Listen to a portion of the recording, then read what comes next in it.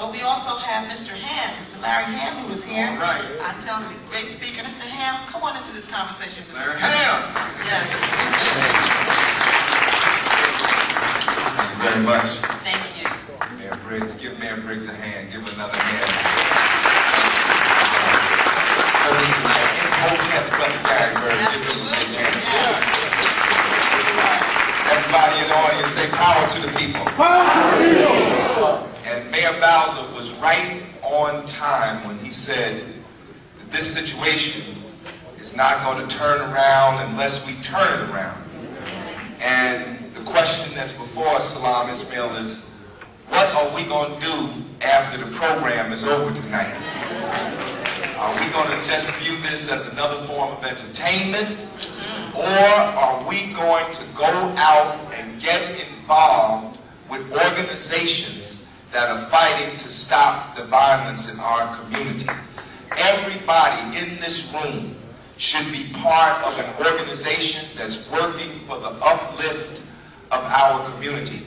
I just want to mention that here in Plainfield, just last week, the Plainfield branch of the People's Organization for Progress had a Stop the Violence rally, so give the Plainfield branch a big hand.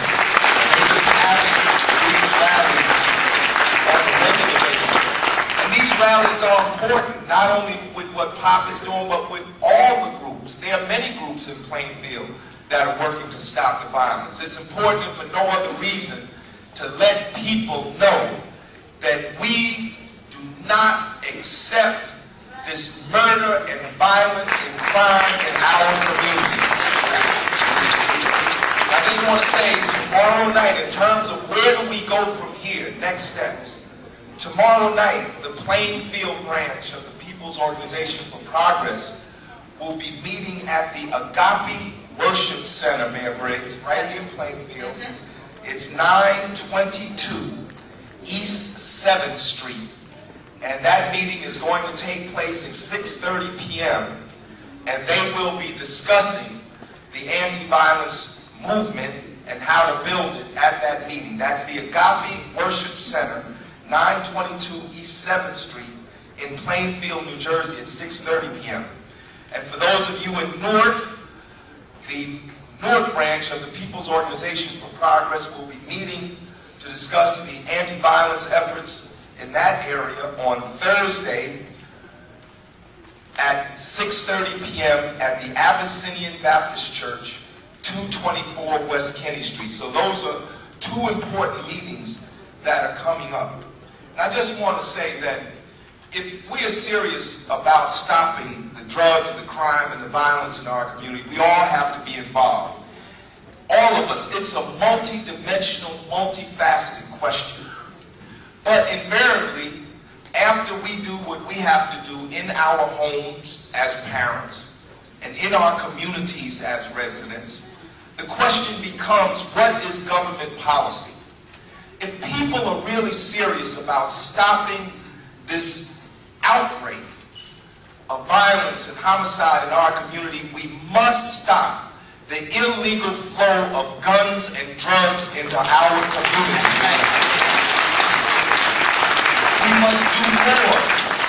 And this is a question that the Obama administration must address.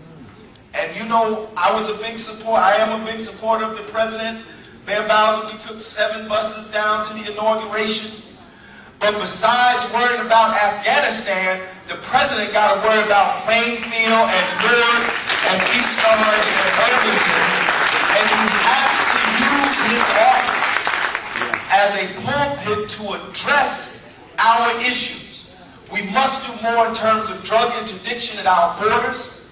As we have invaded Afghanistan, the amount of heroin has increased astronomically coming out of Afghanistan onto the streets of the cities of New Jersey and New York and Connecticut. In addition to this, if we are serious about stopping the problem of crime in our community, crime is the handmaid of poverty.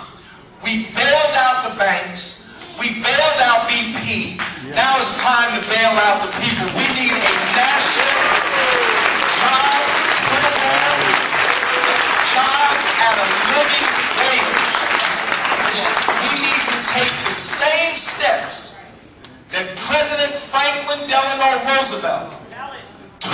the Great Depression, when America was faced with depression-level unemployment as it is today, the national government, the federal government created a jobs program, created the WPA and the CCC and the work camps.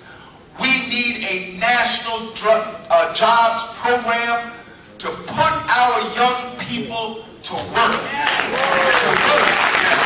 Not jobs at a minimum wage. You can't pay rent with a minimum wage job.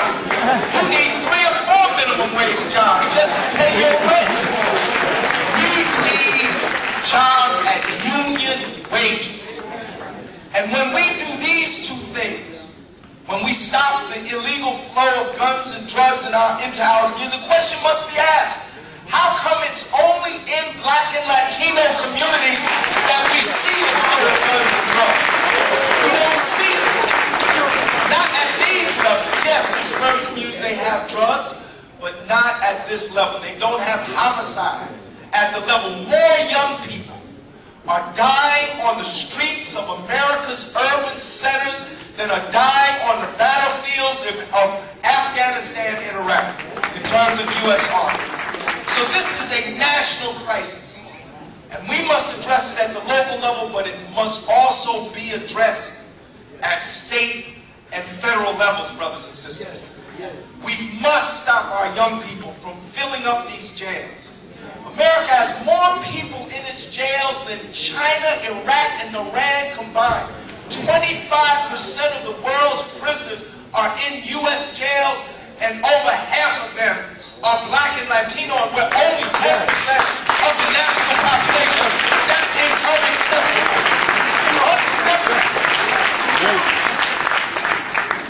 But it will continue. This is the vector that we have been on since 1966. In 1966, there were only 100,000 Black men in our federal prisons.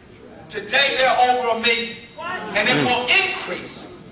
And these jails have become nothing but the new plantation. Jobs programs, contracts, multi-million contracts for companies that service and provide goods to these prisons. These are the new plantations. This is the new Jim Crow.